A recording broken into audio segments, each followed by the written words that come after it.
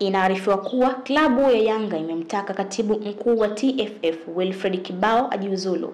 CEO wa bodi ya ligi TPLB Almasi Kasongo ajiuzulu.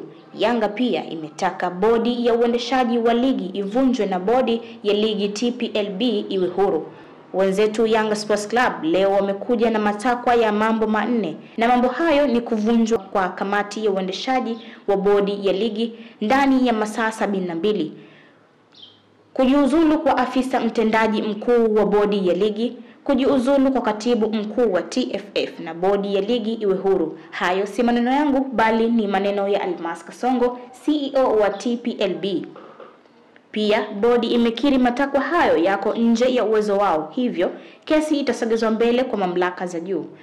Niweze kukuambia tu ya kwamba usikose kufuatilia tovuti zetu za Leaders TV ili kuweza kupata habari hizi kwa kina. Mimi ni Sport Lady wako Jamila Ubwa. Leaders TV, uwajibikaji ni msingi wa maendeleo.